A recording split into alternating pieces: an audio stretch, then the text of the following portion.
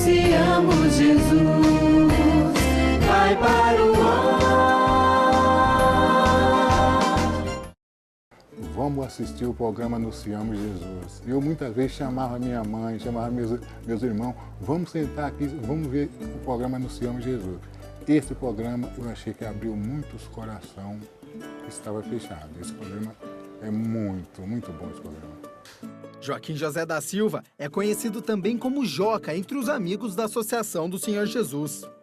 Dia 1º de abril de 2013 eu completei os 27 anos na Associação do Senhor Jesus.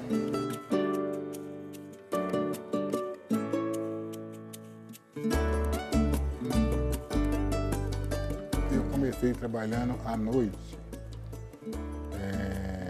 de guarda, olhando a obra, que ainda não era o escritório, era uma obra que estava iniciando, tinha os pedreiros trabalhando, e eu fiquei olhando as ferramentas dos pedreiros, algumas coisas. Aí eu passei para trabalhar durante o dia.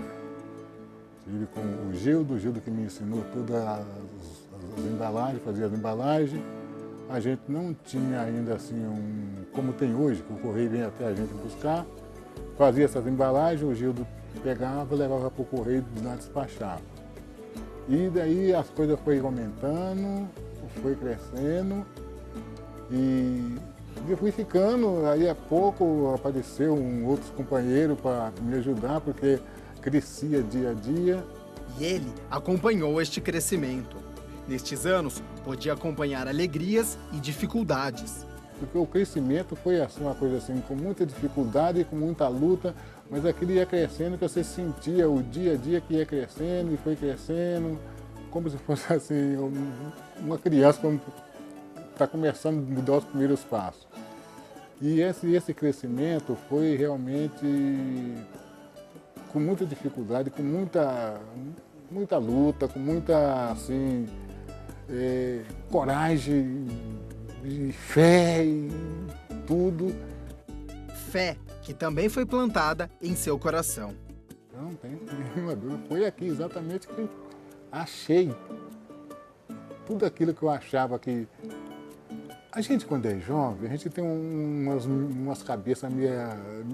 Não é muito assim, muitas coisas proveitosas.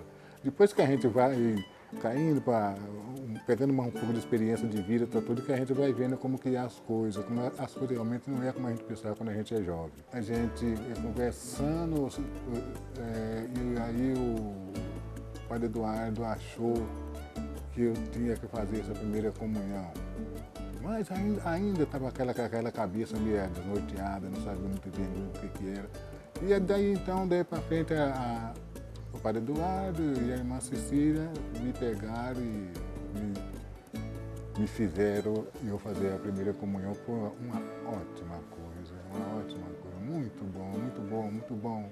Olhe para Jesus, nosso mestre, o pão da vida. Olhe para Jesus que tira o pecado do mundo. Senhor, eu não sou digno de teres em minha andar, mas dizei umas palavras e serei salvo. O que vem a mim não terá fome, o que sei que não terá sede.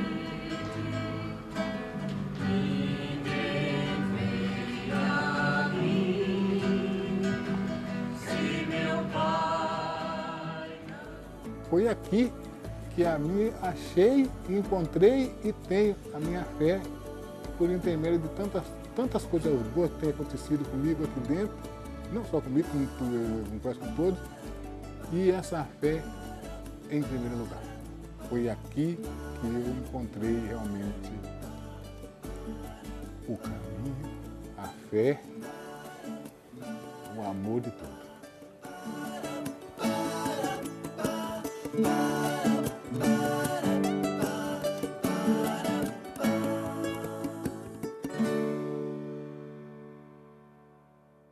Estamos tratando do crescimento na compreensão da fé. Quer dizer, partimos de uma verdade que eu posso conhecer cada vez mais os mistérios de Deus sob a luz do Espírito Santo. E para isso, o que é necessário? Você lembra que eu falei primeiro da Sagrada Tradição. A Sagrada Tradição é aquilo que o Espírito Santo vai dizendo à igreja, foi dizendo desde o início, foi transmitindo à igreja, e que não foi colocado por escrito, mas não é porque não foi colocado por escrito que não tem valor, que não é do Espírito Santo. Cabe à igreja realmente cuidar dessa tradição para que ideias erradas que não correspondam à revelação de Deus pudessem permanecer. Então, a Sagrada Tradição é uma grande fonte para eu entender melhor a compreensão da igreja. E essa Sagrada Tradição é levada, guardada de geração em geração, e algumas coisas depois são colocadas por escrito, mas ela é que vai iluminando também o trabalho dos teólogos. Depois nós temos a Sagrada Escritura. Sim, muito daquilo que Jesus ensinou, que os apóstolos receberam, foi colocado por escrito. Aí estão os evangelhos, os Atos dos Apóstolos, as cartas dos apóstolos. As cartas tinham a finalidade de responder a problemas concretos da vida daquela comunidade ou daquela. Mas quem é que escreveu? Um apóstolo, um Paulo, um Pedro, um João, pessoas que tiveram experiência de Jesus Cristo e colocaram, então, por escrito aquilo que também ensinavam oralmente. Colocaram, e essas cartas foram guardadas até que depois foram reconhecidas como parte integrante da Sagrada Escritura, dos ensinamentos do Senhor. Depois temos o magistério da igreja. Magistério que recebeu a garantia da assistência do Espírito Santo. Quem vos ouve, a mim ouve. E Jesus prometeu o Espírito da verdade para iluminar os seus apóstolos. E o magistério, então, tem que sempre procurar discernir a verdade, porque vai ter que ensinar a outros.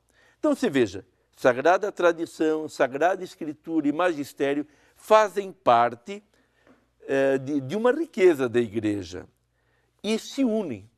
Um não pode viver sem o outro. Se eu dissesse, eu vou seguir só a tradição, não quero a Sagrada Escritura, não quero o magistério, facilmente depois me desviaria. Ou se alguém dissesse, não, eu só quero Escritura, não quero a tradição, não quero o magistério, eu que vou interpretar a palavra de Deus, também facilmente eu me desviaria. Ou se eu dissesse, eu só quero o magistério da igreja, mas que magistério ele vai viver de quê? O magistério transmite aquilo que recebeu. Então, tradição, escritura e magistério pertencem ao patrimônio da igreja. E como pertence ao patrimônio da igreja, eu tenho que acolher, procurar humildemente pedir a orientação e também, ao mesmo tempo, me debruçar sobre aquilo que a igreja me apresenta, porque ela é que guarda as verdades reveladas, ela é que tem o dom de interpretar a palavra de Deus para que eu caminhe na verdade. Porque imagine, nós estamos num campo, se Deus está lá, eu pego um pequeno desvio, daqui a pouco eu estou longe daquilo que é a verdadeira revelação. Então hoje nós podemos dizer, mantemos a mesma fé, por quê?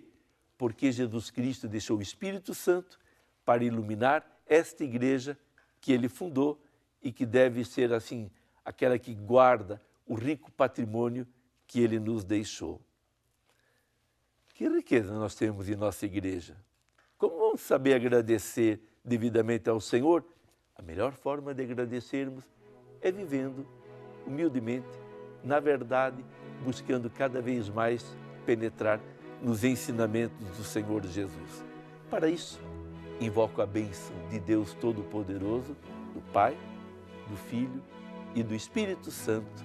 Amém. E desejo que você caminhe sempre na verdade.